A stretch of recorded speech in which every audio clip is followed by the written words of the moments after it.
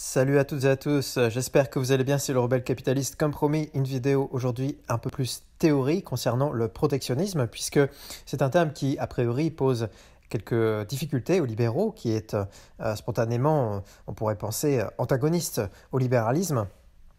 Qui pourrait être résumé dans la formule célèbre laisser faire, laisser passer. Eh bien, c'est plus compliqué que ça, en tout cas quand on veut vraiment s'attacher au réel, à l'observation, aux faits. Et eh bien, comment dire, le monde d'ici-bas n'est pas binaire.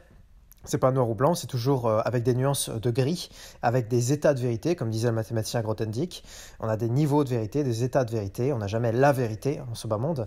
Et je dirais que pour approcher la vérité autant que faire se peut, on ne peut pas se contenter, je dirais, d'étiquettes unipolaires, univoques, tels que libéralisme ou protectionnisme ou socialisme, etc. Il faut essayer de les agrémenter.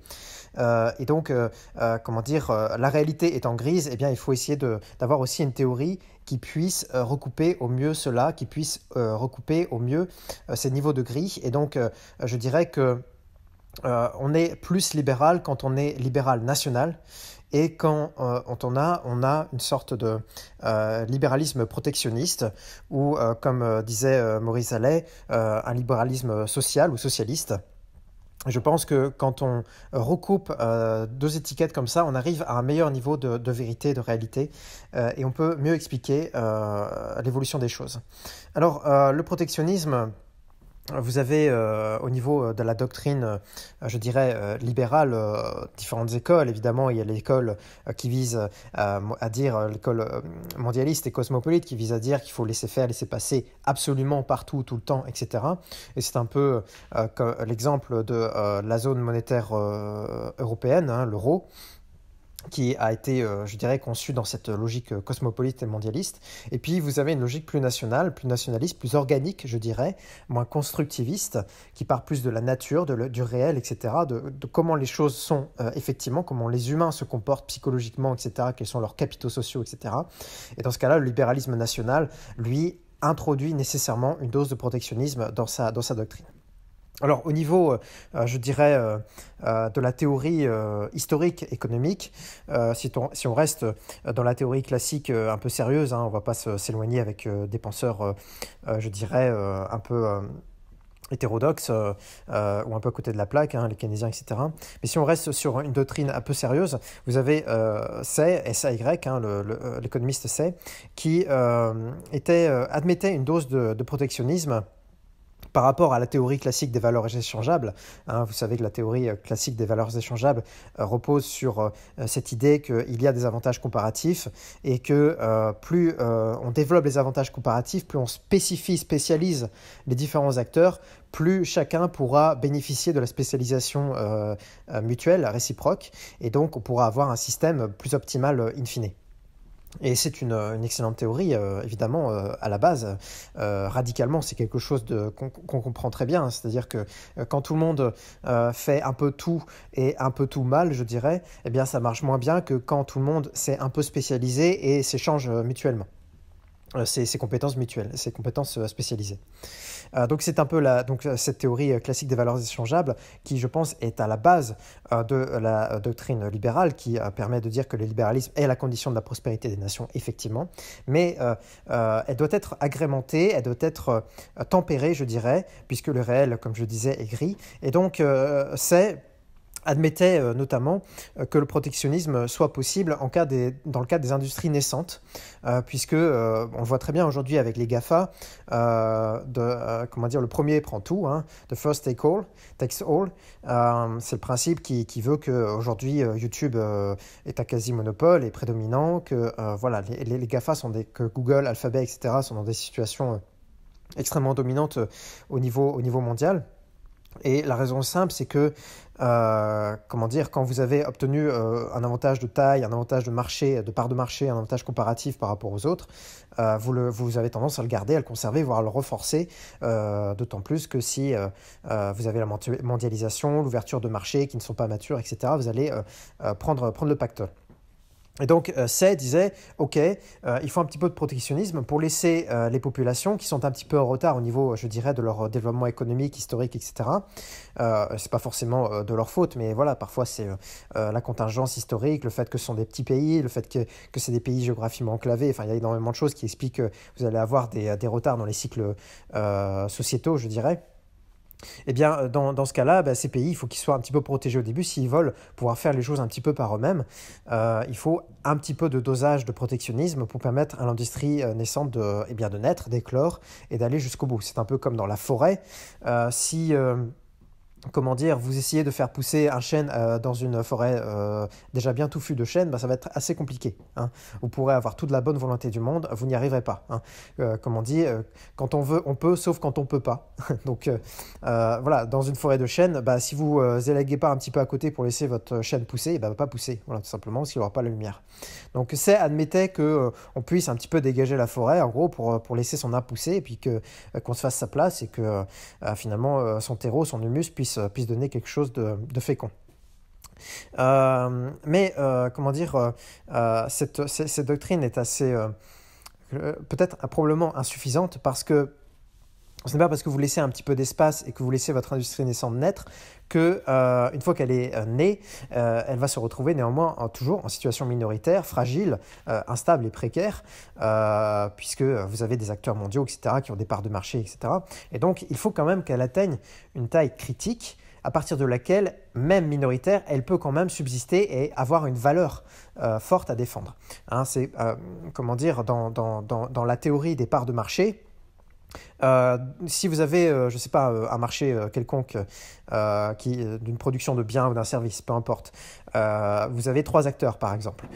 Si vous avez un acteur qui a 90% de part de marché, un deuxième acteur qui a 9% de marché et un dernier acteur qui a ne serait-ce que 1% de part de marché, ok, 1% de part de marché au niveau mondial, c'est pas rien, mais cet acteur va être ratiboisé, il va être défoncé dès qu'il y aura un petit peu de difficulté sur le marché, dès que la part globale du marché va commencer un peu à rétrécir, forcément cet acteur va être en difficulté, il ne pourra pas imposer ses prix, il n'aura pas les économies d'échelle qu'auront les autres, etc.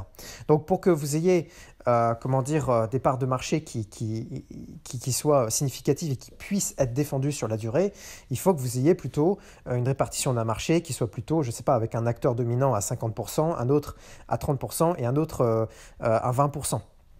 Parce que dans ce cas-là, eh bien, les deux petits, ceux qui sont à 20 et 30%, eh ben, peuvent s'associer entre eux pour tailler des croupières au premier qui est à 50%. Et même, je dirais que le premier à 50% peut s'associer au troisième à 20% pour tailler des croupières à son opposant qui est à 30%. Donc il faut quand même atteindre une certaine taille critique. Il faut sortir de l'industrie strictement naissante, il faut que cette industrie soit quand même mature pour pouvoir s'imposer. Et dans ce cas-là, on constate bien que la doctrine de Say est insuffisante parce que c'est bien beau de laisser éclore son chêne, mais s'il est encore tout petit et qu'il n'aura jamais le temps d'aller chercher la lumière suffisamment haut, suffisamment vite, eh bien dans ce cas-là, les autres vont reprendre assez vite la place, les branches des autres chênes qui auront été élaguées vont repousser beaucoup plus vite que votre petit chêne ne va pouvoir monter chercher de la lumière. C'est beau, hein, cette comparaison.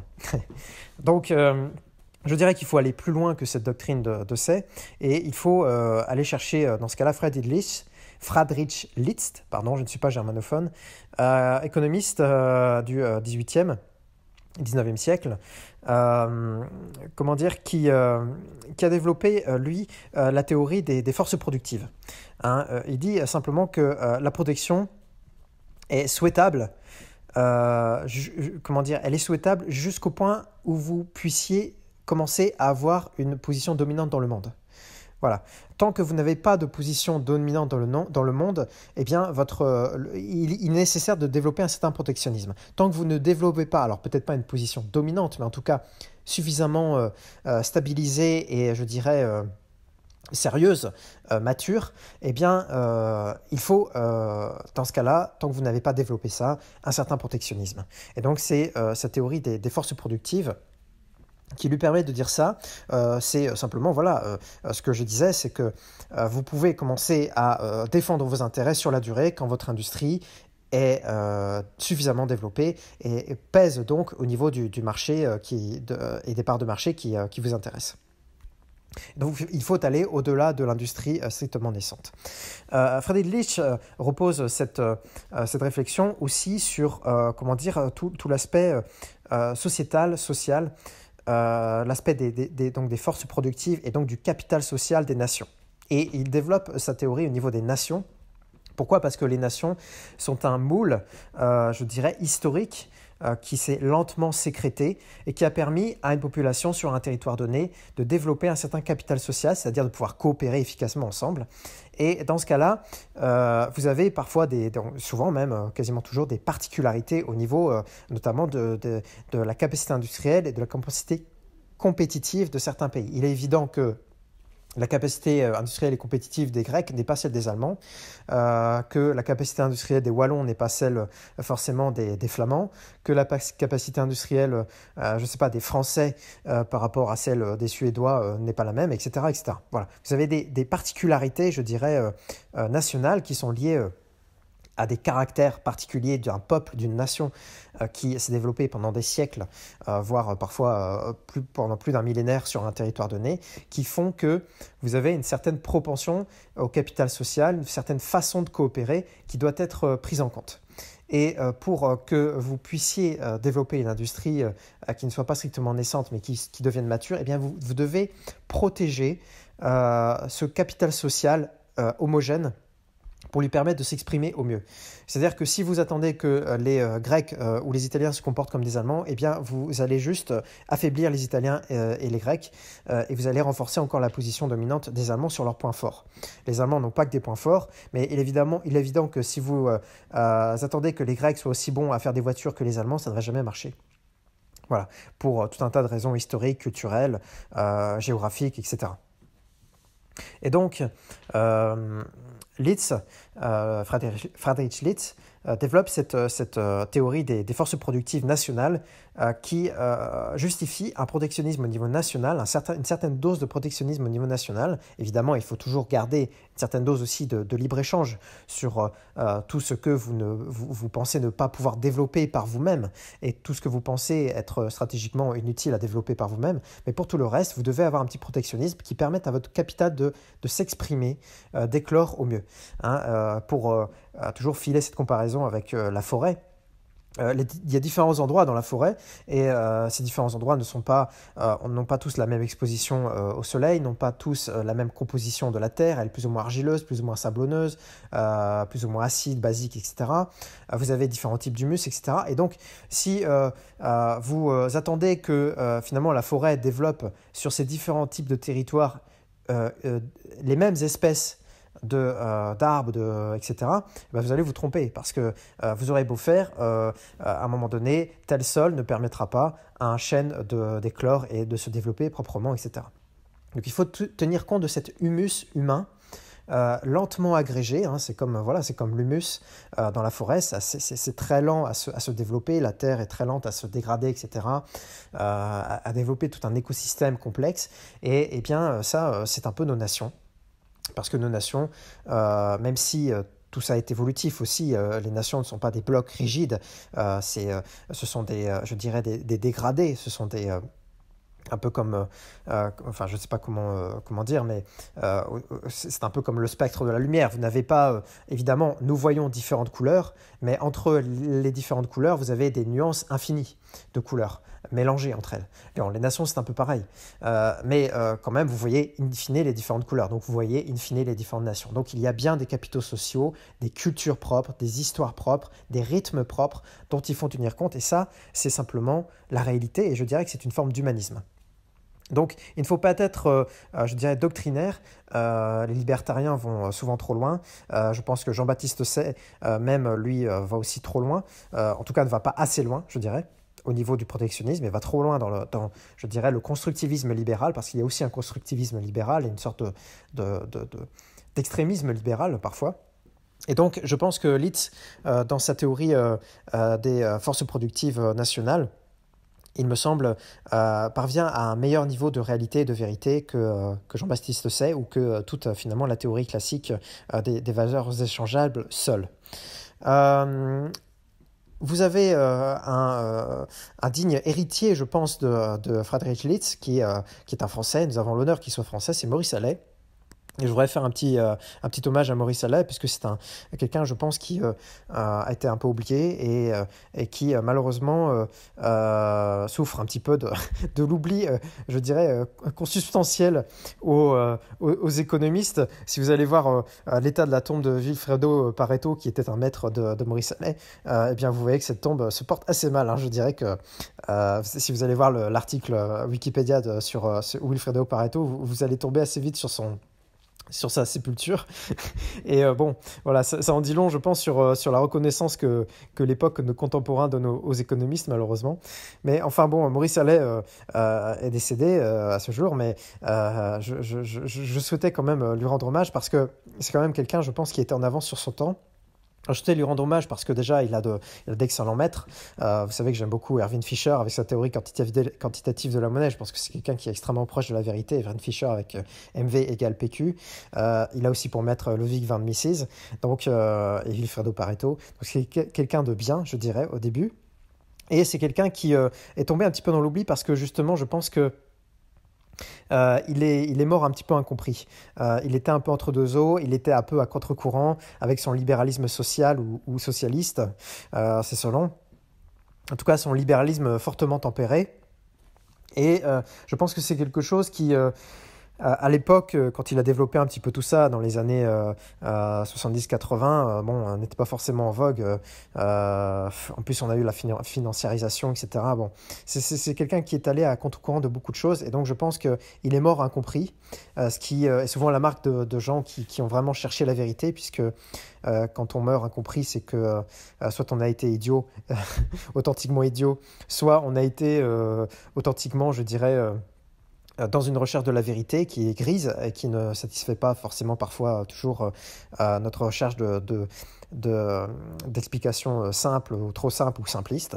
Non, comment dire, Maurice Allais a aussi peut-être été desservi par sa façon d'écrire, etc. Ce côté un petit peu rugueux, c'est beaucoup moins facile à lire que Bastia, par exemple.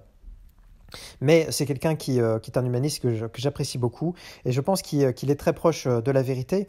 Alors d'abord parce qu'il a tenté de faire des parallèles entre la physique et l'économie et puis aussi entre, je dirais, l'économie, la sociologie, la psychologie, tout ça se recoupant largement.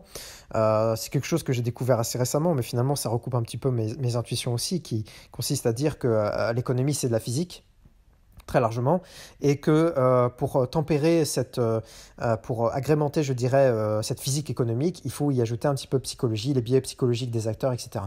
Donc, vous voyez que Maurice Allais, finalement, dès les années 60, cherchait à travailler sur cette conjonction entre physique et économie, et entre économie et psychologie. Je pense que c'était vraiment extrêmement valable. Il a développé aussi des théories, je pense, qui sont dans le vrai, notamment la règle d'or, les principes de la règle d'or, qu'on appelle aujourd'hui la règle d'or d'accumulation ou la règle d'or de Phelps. Bon, ça devrait être appelé la règle d'or de Maurice Allais, puisque c'est Maurice Allais qui l'a développé en 1947 et que Phelps n'est arrivé qu'en 1961 pour la développer, pour la démontrer. Mais bon, elle a été déjà désignée par Maurice Allais, donc je vais l'appeler la règle d'or de Maurice Allais. Et elle consiste à dire que vous devez avoir une maîtrise du taux d'intérêt au niveau de la croissance économique et donc au niveau de la croissance démographique. Le taux d'intérêt ne doit jamais aller au-delà ou en deçà de ce qui est la croissance, je dirais, organique, naturelle de l'économie, pour éviter de créer les distorsions qu'on constate aujourd'hui.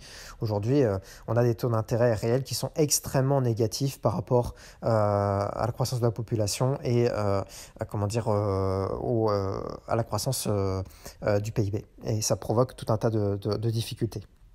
Je ne m'étends pas là-dessus, mais en tout cas, Maurice Allais a été surtout connu pour développer, je dirais, une théorie aussi du protectionnisme, une théorie du protectionnisme bien compris, intelligent, au niveau de zones monétaires, au niveau de zones économiques homogènes, cohérentes.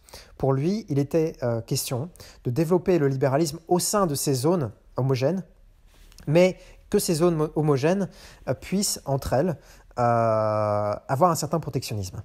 Donc, il n'était pas strictement, je dirais, national comme Friedrich List, mais c'est un peu la même idée, c'est-à-dire que la théorie des forces productives au niveau national de Friedrich Schlitt recoupe un petit peu à une échelle supérieure, puisque finalement nous avons eu cette mondialisation, nous avons eu, comment dire, cette sortie du cadre strictement national. Le cadre national est arrivé à maturité peut-être assez souvent au XVIIIe, XIXe siècle pour bon nombre de pays.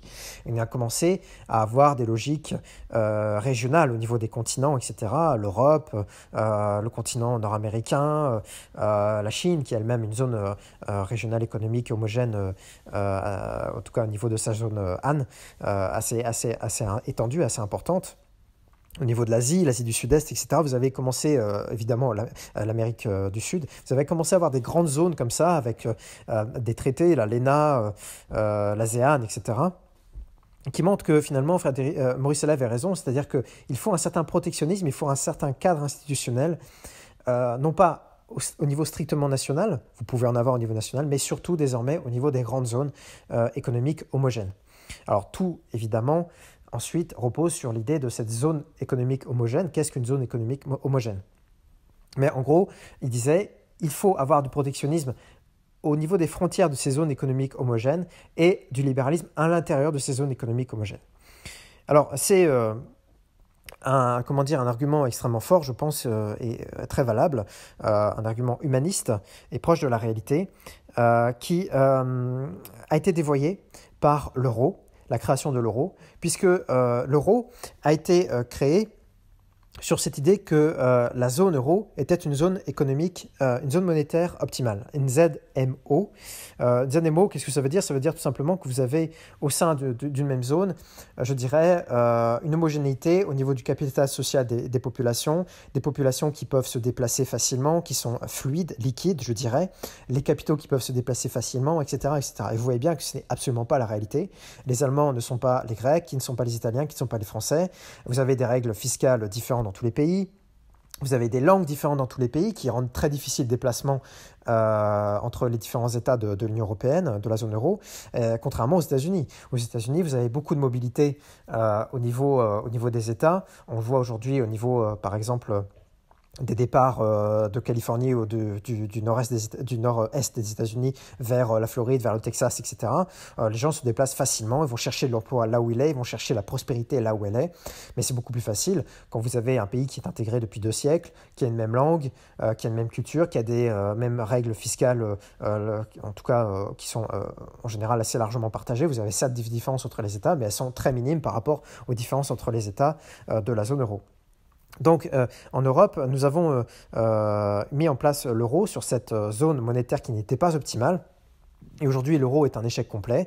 C'est un échec, il faut bien le dire, libéral. C'est un échec libéral cosmopolite, puisque nous avons voulu croire que tous les individus, tous les peuples, etc., se valaient, alors qu'ils ne se valaient pas. Et donc, on a mis en place une construction constructiviste. On a dit, écoutez, la réalité ne va pas dans le sens de nos idées, eh bien les idées vont tordre le bras à la réalité, et on voit bien que c'est tout l'inverse qui se passe. On voit bien que c'est tout l'inverse qui se passe. Malgré tout notre orgueil, nous ne pouvons pas rompre le bras de la réalité et des lois physiques. Voilà. Et nous sommes en train de payer le prix de cet orgueil démesuré. Alors que nous aurions très bien pu voir un petit peu mieux les zones monétaires optimales qu'il y a au sein même de l'Europe, parce qu'elles existent. Vous avez probablement une union latine qui est assez cohérente entre la France, l'Espagne, l'Italie. Tout ça semble assez cohérent. Vous avez probablement une union possible entre l'Autriche, l'Allemagne, la République tchèque, les Pays-Bas, le Danemark. Vous avez probablement là une zone monétaire optimale. Vous avez probablement aussi une zone monétaire optimale au niveau des Britanniques. Et avec, je pense, le Brexit, c'est quelque chose qu'ils vont réussir à développer, à renforcer. En tout cas, ils vont arrêter de faire l'erreur d'aller vers plus d'intégration européenne quand ça ne marchait pas. Vous avez probablement une zone monétaire optimale au niveau des Scandinaves. Vous avez probablement une zone monétaire optimale, etc. etc. Voilà. Donc, il était fortement possible, je pense, de développer des monnaies, en tout cas des expériences, je dirais, prudentes pour garantir une certaine prospérité au sein de ces zones qui n'étaient pas des zones strictement nationales comme au temps de Friedrich Schlitt, mais qui étaient des zones, encore que Friedrich Schlitt lui aussi anticipait, je crois, il me semble, un protectionnisme au niveau allemand, mais aussi belge et aussi autrichien, déjà à l'époque. C'était très en avance sur son temps. Mais voilà, nous aurions très bien pu faire ça, c'est-à-dire un petit peu de protection sur une sorte d'union latine entre France, Espagne, Italie, peut-être même Grèce, encore que la Grèce, je ne sais pas. En tout cas, Espagne, France, Italie, on avait sûrement quelque chose de là assez homogène, assez cohérent, et on aurait pu créer une forme de protectionnisme pour protéger nos industries. Au lieu de ça, l'industrie italienne, en tout cas, je dirais l'Italie du Sud est complètement déprimée au niveau industriel. L'Italie du Nord se maintient parce que ils sont vraiment excellents au niveau industriel, mais globalement, ils ont eu tendance aussi à perdre des parts de marché. L'Espagne s'est fait défoncer au niveau industriel, hein. Aujourd'hui, c'est un pays de bronze-cul. Je suis désolé de le dire, mais voilà, à part passer ses vacances et puis à avoir installé quelques sites industriels d'Airbus, de trucs européens pour faire genre qu'on fait des trucs européens, bon, les Espagnols se sont fait défoncer et les Français, nous aussi, on se fait défoncer. Voilà. Donc, très beau résultat. Très beau résultat, hein. Donc je ne sais pas quelle population peut se satisfaire d'être un pays de bronze-cul, un pays où on fait juste que passer pour passer des vacances, etc. On n'est même plus capable de créer des produits, de créer des masques chirurgicaux, de créer des blouses pour les soignants, etc. Quel pays peut se satisfaire de ça? Non, c'est pas possible. Donc on a ignoré les enseignements de Friedrich List, les enseignements de notre prix Nobel Maurice Allais, qui est pourtant un grand homme, un humaniste, etc., et un libéral social, donc ça aurait dû nous parler, hein, nous qui sommes assez sociaux en France, a priori. Eh bien, on a ignoré tout ça, et au lieu de ça, donc on a créé une zone euro qui est un échec total, un échec cosmopolite et un échec libéral. Voilà. Donc il faut être libéral national, libéral régional aussi, je dirais, parce que nous pouvons avoir des régions d'État, des associations d'État, des sortes de mini-zones monétaires optimales au sein même de l'Europe qui nous auraient permis de nous protéger par rapport à des concurrents féroces en position dominante, notamment la Chine de plus en plus, les États-Unis, etc. Vous regardez la Chine, ce que les Chinois ont fait. Ils se sont développés grâce à un certain protectionnisme et à un certain protectionnisme extérieur et un certain libéralisme intérieur. Et ça a marché. C'est ce qui s'est passé aussi au moment je dirais, de la Révolution française, quand nous avons mis fin à tous les droits de douane qui existaient à l'intérieur même de la France, puisque à ce moment-là, nous commencions à avoir, c'est Philippe Fabry l'a très bien expliqué dans une dernière vidéo, je vous conseillerais d'aller voir les vidéos de Philippe Fabry, encore une fois, sur sa chaîne YouTube. On l'explique en gros que nous avons mis fin à tout un tas de droits de douane après la Révolution française qui empêchaient la circulation du blé au sein même du territoire français, entre les différentes provinces du territoire français, et qui créaient parfois des famines au niveau régional, au niveau d'une province par exemple, où il y avait eu à cet endroit-là des intempéries, une météo extrêmement défavorable, et que au lieu de favoriser le commerce interprovince, eh bien, on empêchait tout ça avec des douanes, des taxes, tout un tas de réglementations hors d'usage et hors asynchrone, complètement à côté de la plaque au niveau de leur timing. Et tout ça provoquait des rigidités qui n'étaient pas nécessaires, qui étaient d'autant moins nécessaires que la population française était homogénéisée, qu'elle était mature et qu'elle était vraiment une nation française et non plus des nations au sein de la France. Voilà. Et donc finalement, on peut se dire aujourd'hui, on peut se poser la question de est-ce qu'on n'est pas un petit peu déjà dans cette situation-là, même si un peu moins avancée, je pense, au sein d'une sorte d'union latine, par exemple, entre la France, l'Italie, l'Espagne. Ce sont des pays qui se ressemblent beaucoup. Ce sont peut-être des provinces, des futures provinces d'une future union latine intégrée. On n'y est pas encore, évidemment, parce que ça prendra des siècles, ça prendra du temps, mais on peut se demander, dans une certaine mesure, si on n'y est pas un petit peu. Et donc, on aurait pu peut-être, au niveau institutionnel et politique, se conformer à cette réalité naissante et commencer à faire un petit peu de zone monétaire optimale au niveau de cette union, cette future union qu'on pourrait appeler de nos voeux, et à commencer peut-être à avoir aussi une sorte de nouvelle expérience monétaire. Vous savez qu'il y a eu déjà une union latine monétaire sous Napoléon III qui a été quand même globalement un petit succès, hein, parce qu'elle était très en avance sur son temps. Eh bien, on aurait pu peut-être remettre ça en place. Peut-être que ça arrivera. L'euro va probablement se fractionner. Je ne pense pas qu'on revienne aux monnaies nationales, mais on reviendra probablement à des monnaies intermédiaires et peut-être qu'on aura une sorte d'euro du sud, d'euro du nord, d'euro de l'est, d'euro britannique. Non, ça c'est déjà le cas avec la livre sterling. Mais voilà, on pourrait très bien avoir ça et je pense qu'on serait plus proche de la réalité. Donc voilà, question difficile puisqu'il faut partir d'une base libérale, l'agrémenter, l'assaisonner un petit peu de protectionnisme. en tenant compte de critères, je dirais, humains, anthropologiques, historiques, de long terme. Et donc être un peu humaniste et agrémenter donc, le libéralisme de nationalisme, voire de régionalisme, donc être libéral régional ou libéral national. Je pense que c'est là qu'on est le plus proche de la réalité. Cette réalité est grise, cette réalité complexe. Voilà, c'était mon point sur le protectionnisme. Dites-moi ce que vous en pensez. Dites-moi aussi quels sont les sujets éventuellement que vous souhaiteriez que je traite, qui vous intéresseraient. Je suis toujours très intéressé par vos idées. Et donc, aimez, partagez.